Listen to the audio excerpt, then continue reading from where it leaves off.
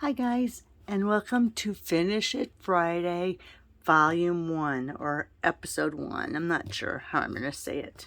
So let's go ahead and take out our card pieces that we cut on Wednesday. So we have our 3.5 by 1 1/4. We have our, oh, it would help if I turned that the right way, right?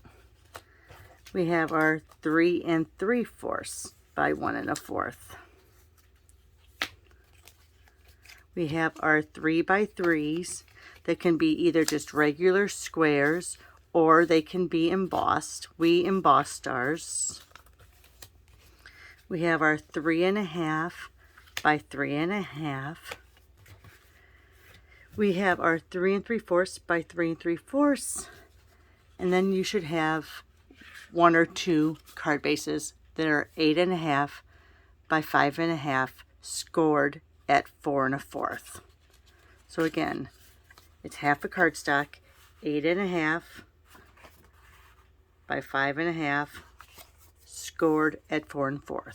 So that is what I consider my base one, my typical base that I most always use. Okay, so let's put this thing together. You should also have a greeting of some sort and maybe some accessories. All right, so let me get out my stamp and seal. It would help if I had that out. So we're going to take the base and we're going to adhere it. Your base is the 3 by 3. I'm sorry, so it's not your base, it's your focal point. And we're going to adhere it onto your 3.5 by 3.5. Now you can use whatever you want to adhere. You can use glue, you can use double-sided tape, you can use even glue dots. It's not going to hold it down as much. You could use dimensionals. I'm just using the seal. So we're just doing some layering here. Now we're going to take this space and we're going to put it in our 3 3/4. So on this one, I'm going to use Blushing Bride. So this is Mary Mallow. This is Blushing Bride. Not sure if I said that on the Wednesday video or not.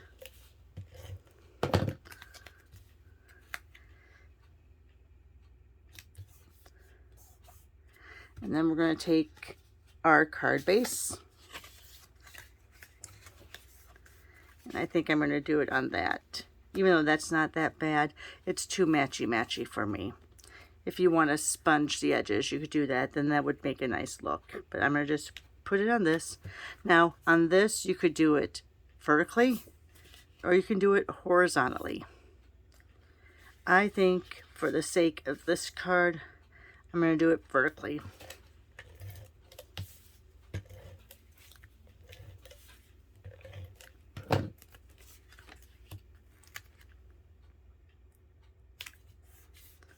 There you are. And then you're going to take your 3 3/4 by 1 1/4. So here's 3 3/4 by 1 1/4. And this is going to be your layer here. So it can be across, it can be angled, it can be whatever you want. For this purpose, because I had done this when I wanted it to be more landscape. So for the purpose of this, I'm going to cut this down, or I'm going to punch it down with the triple punch. Now, let me talk to you about this triple punch. You get different,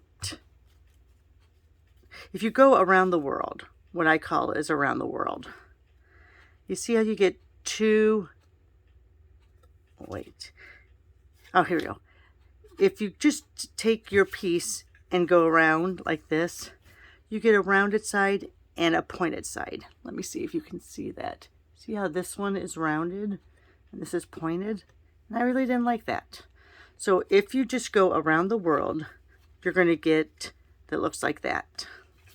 Let me show you. Sorry for the diversion here, but I just want to show this to you. So on my punch, I have marked A and B. A meaning I'm laying it against this side. B means I'm laying it on this side. So if you just go around the world, which is me saying you're just going around like this, you're going to see how that's rounded, but that's flat. And I really didn't like that. So that is you're using your A going around the world. You're going to have a curved side and a pointed side. If you're going to go around the world, but you're going to flip it, let me show you how that goes. So you go in, then you flip. So you see how I'm flipping it over? Then you're going to get all pointed sides. All rounded at the top, all pointed at the bottom. So it's a little more uniform. So that's your A side around the world with a flip. Okay, let's do your B side. So this is a B side flip, which means I'm going in like, and this is usually when it's a thinner one. We'll see how it, you know what, that's going to be the same. Let me, here. We're going to do it on the one that I'm doing now, because with a square, of course, it's going to look the same. But with a rectangle, it's going to be different. So here's sliding the B side, flip.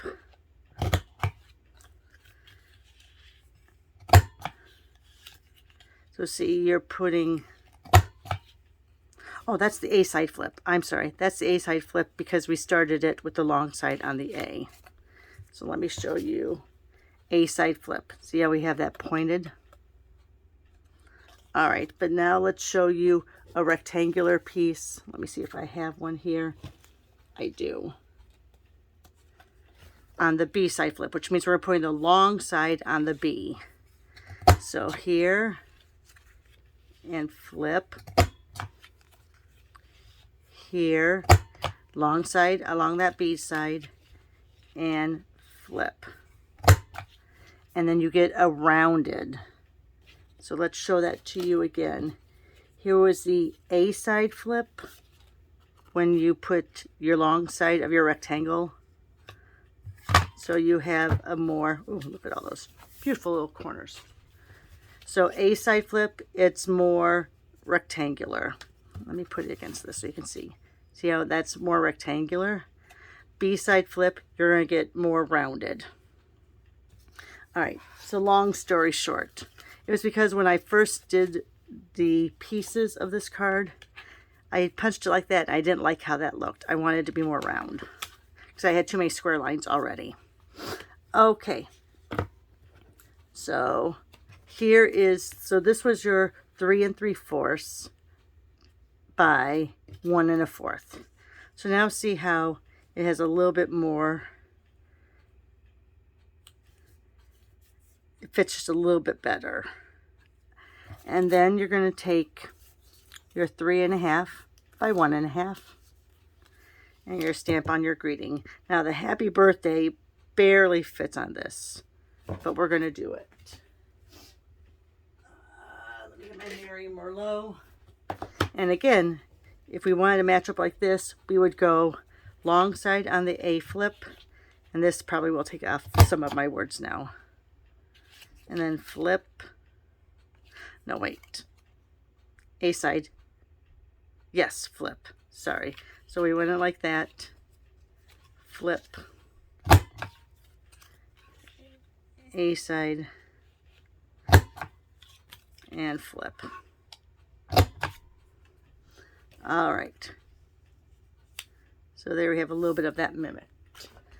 But now your happy birthday probably is going to, some of the words are going to go out. You're going to have to really, this is why, and if you've been on my channel before or watched my videos, I really miss the original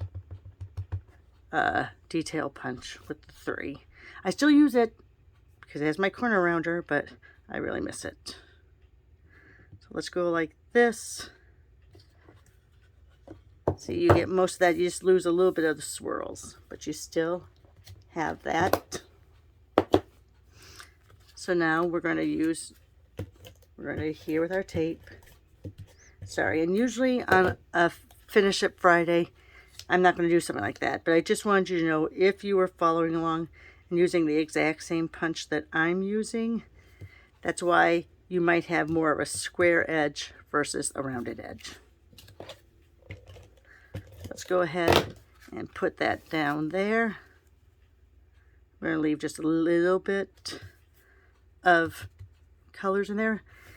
And now I am going to go ahead and put some of these iridescent rhinestone basic jewels on it. Now, you know me, I usually like doing things in odd numbers with the embellishments, but I just feel like these corners needed some there. So there you are. There's your Finish It Friday. Let me show you some other, and see, I have, since I cut 2 or 3, I have pieces left. Here is that same one with the rounded edge. So if we wanted to finish this up, let's go ahead and take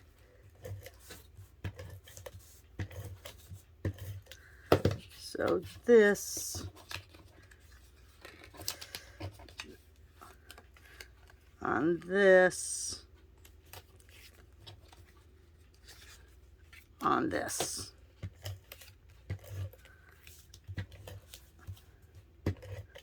All right, and the inspiration for this is I was watching one of my design shows, and they had a tile that was beveled like this. There was a square tile, but it was beveled twice, which I hadn't seen before.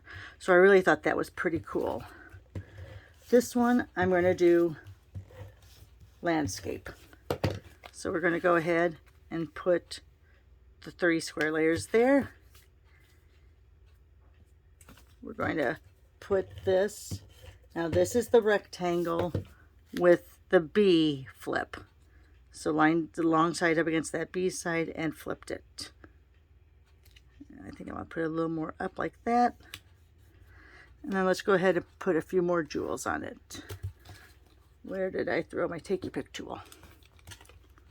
It's really funny because my desk space here, I have a countertop that runs this way. Then I have a little tiny desk here to my right. Then I have my big desk over there. So it's not like I don't have a lot of space, but I sure mess it up real quick. All right, so let's take all of these out of here, put them over to the side here, and let me show you the other examples. So yes, went ahead, and this was off of, I can't remember if it was Fix This House or Bargain Block, but they had that square tile, and I just loved how it was beveled like that. So I was trying to recreate that beveled look here. So here's the 2 we did today. Let me show you some more examples. Here's using designer paper for one of those layers.